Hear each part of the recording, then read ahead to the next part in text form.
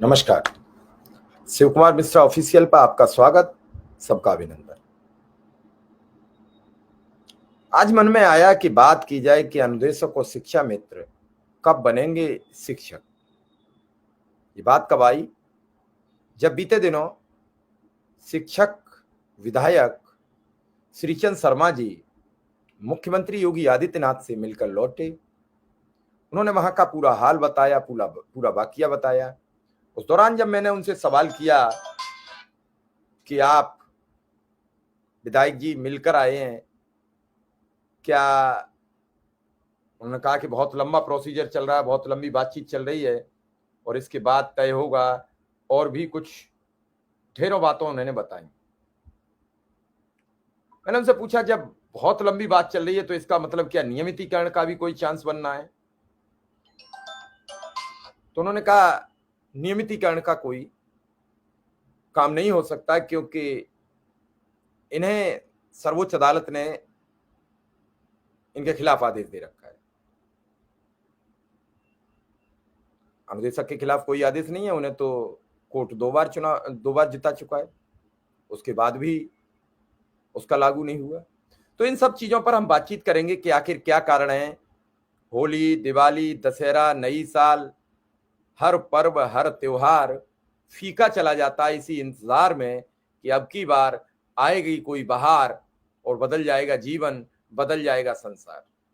न संसार बदल रहा है, न जीवन बदल रहा है। जीवन रोज और कड़वे अनुभवों का एक साक्षी गवाह बनता चला जा रहा है। नहीं मिल रहा है तो कोई आसान राह का ठिकाना मिल रहा है जहां जीवन उच्च यानी ऊंचाइयों पर बढ़ता दिखे। जीवन हमेशा डाउनफॉल की तरफ लुढ़कती हुई बस की तरह आगे लुढ़कता चला जा रहा है और नीचे और नीचे और नीचे चलता चला जा रहा है। हम शिखर पर नहीं चढ़ पा रहे और इसी वाहकों में हर महीने 20 से 25 शिक्षा मित्रों का निधन हो जाता है। बीते दिनों तो 2 अनुदेशकों का भी निधन हो गया। ये सब कब तक चलेगा? इसकी चिंता किसको है? इसकी फिक्र किसको है? 8 अक्टूबर 2024 को, जब 5 सितंबर 2024 को एक शिक्षा मित्रों को बेहद जबरदस्त आक्रोशित धरना हुआ, उस धरने को यह कह के समाप्त कराया गया कि अब मुख्यमंत्री जी आपसे बात करेंगे, आपसे वार्ता करेंगे, आपकी बात सुनेंगे, आपकी कार्यवाही को आगे प्रशस्त करेंगे। उसके कुछ दिन बाद यानी 5 सितंबर को धरना होता है, 8 अक्टूबर यानी 1 महीना 3 दिन के भीतर एक बैठक का आयोजन किया जाता है जिसमें शिक्षा मित्रों के सभी संगठन, अनुदेशकों के सभी संगठन, रसोइयों के सभी संगठन, ये सभी संगठन आमंत्रित किए जाते हैं। उस बैठक को भी आज 1 वर्ष 16 दिन हो गए। मतलब 1 वर्ष 16 दिन होने के बाद भी उस बैठक का आज तक कोई परिणाम सामने नहीं आया। यह परिणाम सामने नहीं है कि मुख्यमंत्री ने कह दिया कि हम अनुदेशक और शिक्षा मित्रों का मानदेय बढ़ा रहे हैं। यह परिणाम सामने नहीं है कि मैकेनिज्म तैयार हो रही है। परिणाम सामने होता मिला क्या? 1.25 वर्ष एक लंबा पीरियड होता है।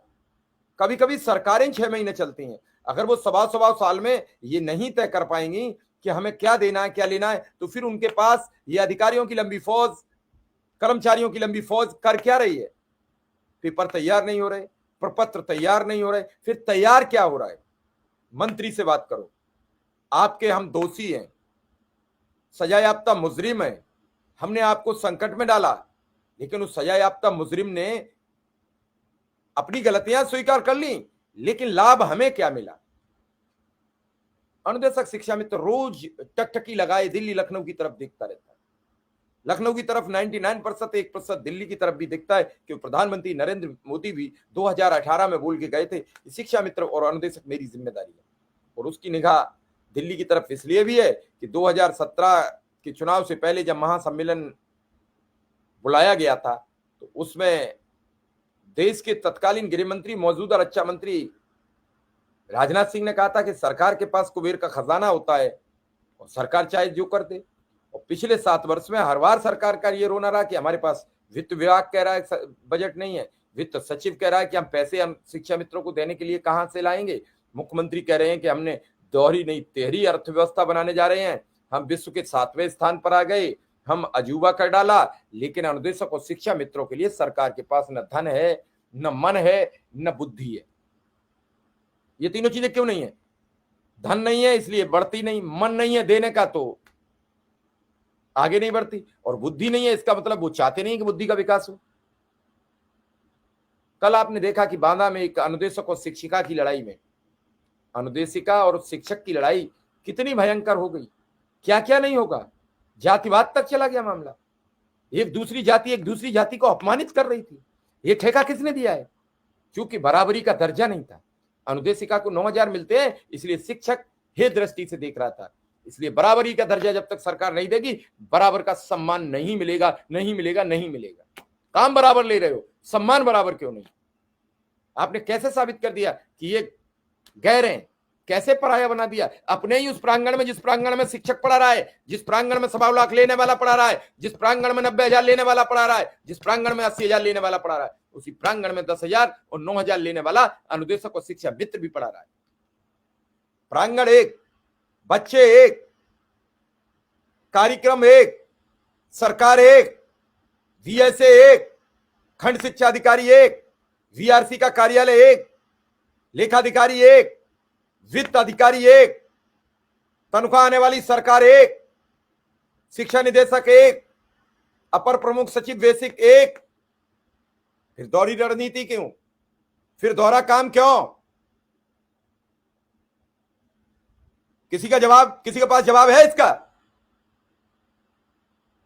केवल उन्हें नीचा बना दिया तो कम मानदेय ने, केवल उन्हें गाउन दिखाया तो खिल्ली उड़ाई कम वेतन के चलते, और इसीलिए सरकार की बेसिक शिक्षा विभाग बर्बादी के कगार पर चल पड़ा है। अगर अनुदेशक और शिक्षा मित्रों को बराबर का दर्जा नहीं दिया तो आज ये इतने प्रतिशत गिरा है। आज आपको 5,000 स्कूल बंद करने की नौबत लानी पड़ी कागजों में, वैसे तो 27,000 कुछ बंद कर दिया आपने। और अगर यही नहीं सत्यता पर चले तो बड़ी तादाद में अगली वर्ष भी रोकने पड़ेंगे, क्योंकि बच्चे नहीं होंगे, बच्चे शिक्षक नहीं लाते।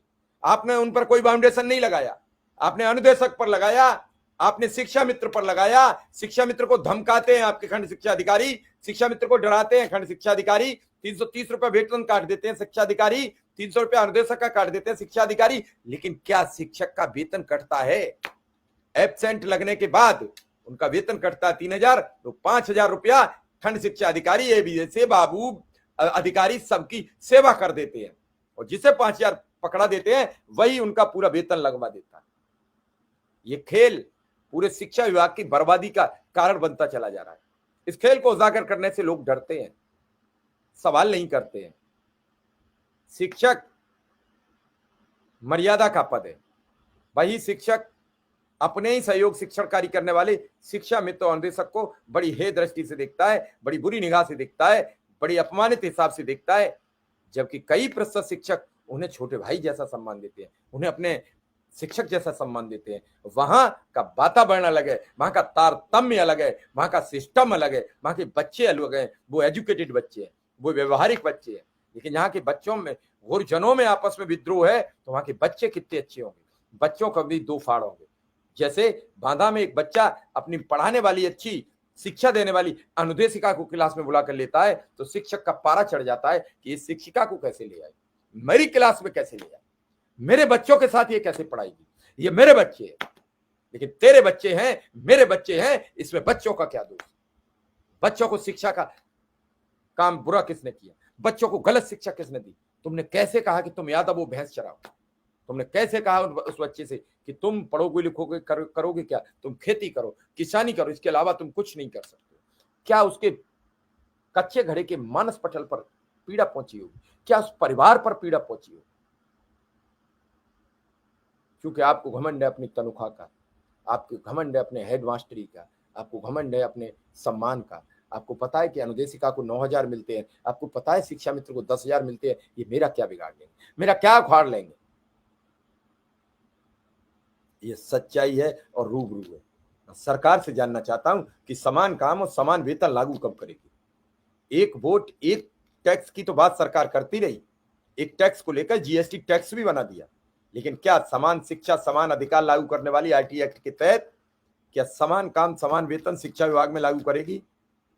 एक ही पेड़ के नीचे दो शिक्षक पढ़ाते हैं, एक 9,000 पाता है, एक 1,00,000 पाता है, यह असमानता दूर करेगी? एक ही पेड़ के नीचे दो लोग बैठ के शिक्षण कार्य कर रहे हैं, दोनों में असमानता है। एक भूखे पेट आ रहा है, एक व्यंजन खा के आ रहा है, दोनों में समानता कैसे हो सकती है? दोनों की शिक्षण कार्य में कैसे समानता कर पाओगे? भूखे पेट वाला फिर शाम को भोजन की फिराक में होगा, फिर भोजन की तलाश में होगा, और भरे पेट वाला आराम फरमाने के लिए अग्रसर होगा कि आराम कर लिया जाए थोड़ी देर, तब फिर काम किया जाए। तो दोनों में समानता कैसे होगी? दोनों में व्यवस्थाएं कैसे सुचारू होंगी? ये सोचना पड़ेगा, ये समझना पड़ेगा, और सरकार को ये अपना दायरा तय करना पड़ेगा कि हम नियमित करने का कौन सा प्रोसीजर अपनाएं, कब इन्हें जल्दी नियमित करें, कब इन्हें एक दायरे में लाएं, और हमें भी बढ़िया एक्सपीरियंस होल्डर शिक्षक मिल जाए। मेरी सरकार से दरख्वास्त है, इस असमानता को दूर करो, समान काम, समान वेतन, समान शिक्षण प्रणाली लागू करो। वैसे भी जो आपने अभी भर्ती किए हैं 10 वर्ष पहले, उन्हें 10 वर्ष का अनुभव है, लेकिन शिक्षा मित्रों को तो 25 वर्ष का अनुभव है, 20 वर्ष का अनुभव है, अनुदेशकों को अब 13 वर्ष का अनुभव है। आपने देखा कि राजस्थान सरकार में जिनका 20 वर्ष का सेवा काल था, 20 वर्ष से कम का सेवा काल था, 15 साल, 18 साल, 16 साल, उनको 30,000 वेतन दे दिया, और जिनका 25 वर्ष का वेतन अनुभव था, जिनका 10 वर्ष का था, उन्हें 29,500, और जिनका 20 वर्ष का अनुभव था, उन्हें 52,000 का ग्रेड देकर सबको नियमित कर दिया। क्या वहां सरकार नहीं थी? क्या वहां लागू नहीं था? क्या वो सब पीएचडी थे प्राइमरी के शिक्षक? क्या मजाक बना दिया शिक्षा का विभाग। और सरकार के सामने बैठे बड़े मुख्यमंत्री अच्छे बताए जाते हैं, सह हृदय हैं, लेकिन किसने उन्हें अनुदेशक शिक्षा मित्रों के खिलाफ ये घुट्टी पिला दी है कि ये कुछ करते नहीं है, ये कुछ काम नहीं करते हैं, नेतागिरी करते हैं? ये किसने घुट्टी पिलाई है? किसी ने तो पिलाई है। उस घुट्टी पिलाने वाले का भी सर्वनाश होगा, वो 2 लाख परिवारों की बद्दुआ लेकर जाएगा। मेरी सरकार से फिर दरख्वास्त है, समान काम, समान वेतन लागू करे, समान शिक्षा प्रणाली लागू करे, एक ही प्रांगण में रहने वाले सबको एक बराबर दर्जा दिया जाए, और इसी के साथ शिक्षा को ऊंचाइयों पर ले जाने का काम किया जाए, ताकि पूरे प्रदेश में नहीं, पूरे देश ही नहीं, पूरे विश्व में योगी आदित्यनाथ की बेसिक एजुकेशन का परचम लहराए। फिलहाल इस खबर में इतना ही। धन्यवाद, नमस्कार।